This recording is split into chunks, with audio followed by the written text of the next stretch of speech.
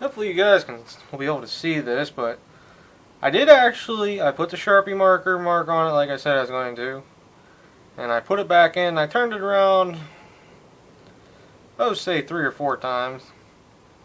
And you can see right here on the edge, see where it's wearing? This bearing surface is a little too wide. Now I'm going to go in and make sure I ordered the right connecting rod for this, because maybe there is two whiz. But basically if I ordered the right one, and basically there's a ridge on the edge of the crank, like they didn't grind the crank the whole way over the edge or something. Because it wasn't a whole lot different than what I remember. So that's... I could go down there and measure it too, but I'm up here on the bench right now and I want to see.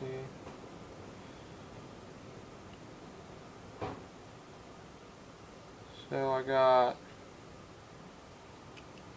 well, okay, I see why I'm getting different measurement. Hold on. I'm getting 9,500, which I was getting, what, 955 before? This one here is way smaller.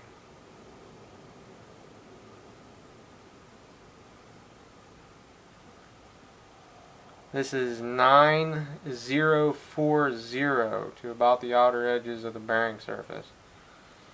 So basically, what I'm seeing here is probably the 500 thousandths hitting. 500 thousandths would probably be about that thick.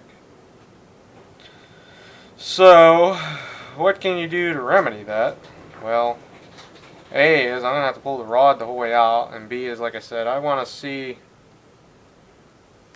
if maybe there's not a narrower connecting rod or something. And maybe I ordered the wrong one. Which if I ordered the wrong rod, you guys will never see this probably, but if I ordered the right rod, I'm going to show you guys. So that way you guys don't do the same thing. So piston is good. Rod, not so much. The figures. Okay guys, I'm going to break for lunch. Go ahead and do a little bit of research and I'll get back at you guys.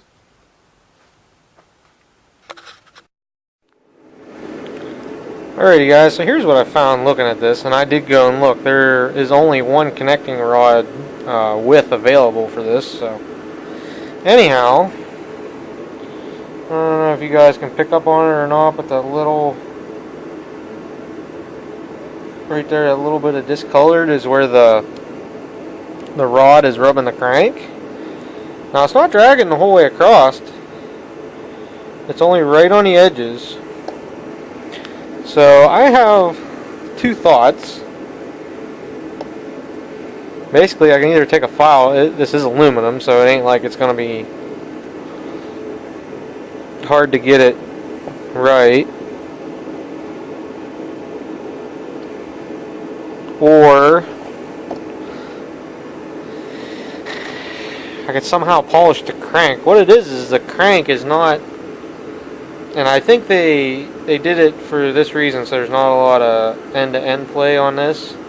But mine is not turned the whole way over to here. You can see it's only turned to about here, where that mark is. Hopefully the camera will focus on it good enough. I don't know. Right there you can see it.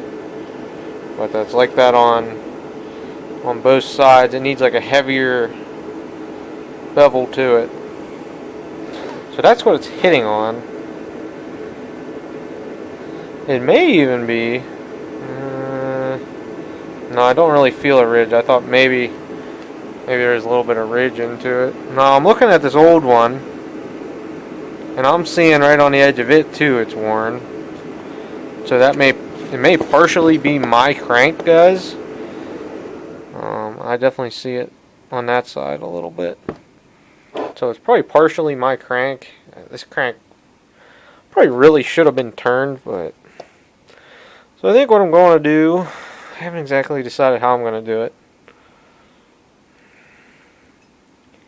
It'd be nice if I had a round file, I could just hit this a little bit. It won't take much. I mean, you only need like 1,000ths or so clearance. You can kind of see along the edge right here where I was tightening it down and moving it back and forth a little bit where it peeled the material back.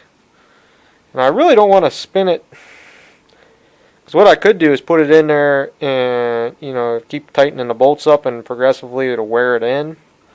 But I don't want to put them filings in a brand new rod and through the crank. So that's why I pulled the piston back out, and yeah, I think maybe what I'll do for right now is I'll just get some, I have some sandpaper floating around. I just take some sandpaper and hit it. If I could find a round file, I'd use that. But do that, and then I'll slap it back in there and see what happens, because I got to do that in the rod cap. You can really see it there. It's the only place it's hitting though.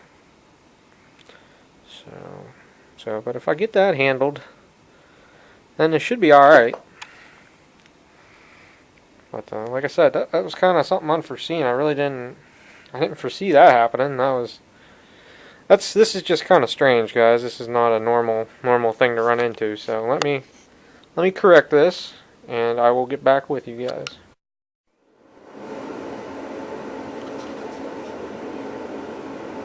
So I got to a place where I'm going to call it for today. What I ended up doing was I pulled this rod out of here probably about, I don't know, 3 or 4 different times, and I just beveled the edges. I just kept doing that till I got to a point where it's pretty loose. There's one little tight spot in it up at the top of the stroke. But I've run it. I was spinning it with a drill and it seemed good. It wasn't hanging up.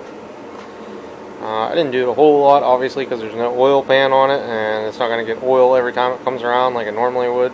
But yeah, that's what for right now, we're just going to send it. See what it does, guys. So next thing I do, I guess, is I'll probably wait till tomorrow night, maybe, see what I'm feeling like. The power's actually been on and off here a good bit. I was working by flashlight and my impact light, and the heater turns off halfway through the clip like normal. Anyhow, so I'm going to call it a day, and I'll pick back up on this tomorrow night. So later, guys. Or I was thinking about just pulling the engine off of this thing and putting on there. I was gonna do that. Maybe I should have. So I don't know. We'll see what happens. See if she implodes. Stay tuned.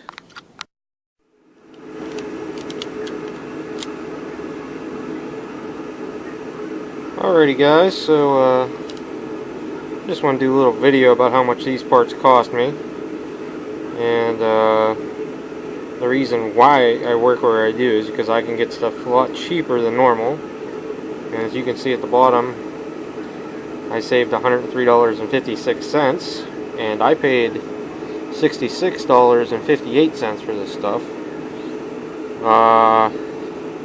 Heck, I think normally the piston's like $70, the rings are,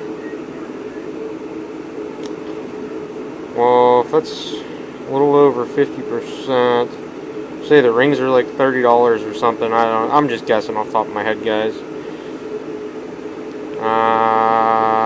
Connecting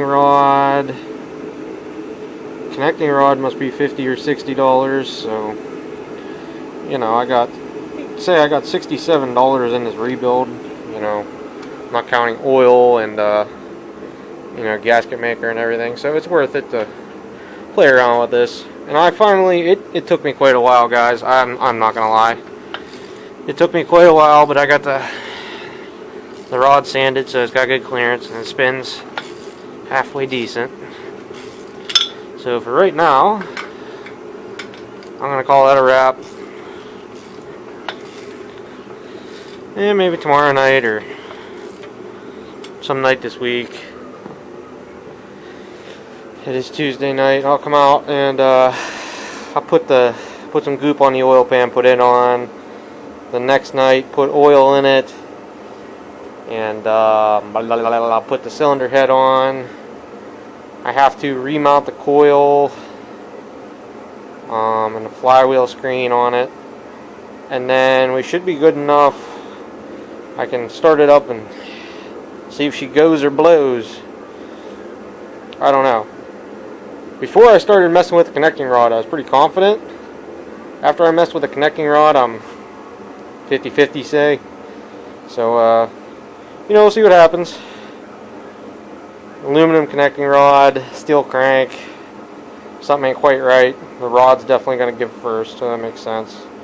So, like I said, basically I'm just going to... We'll just start it up and see what happens. This starter on here seems pretty weak. I had the jumper cables going to it from my big battery. The starter just seems awful weak, and the Bendix was hanging up and stuff. I was spinning this over, seeing if I got it or not. So, yeah, that's where I'll come back to, and that's where I'm at for whatever the heck night I'm on. 3, 4, 5, 10, I don't remember this. So, alright guys,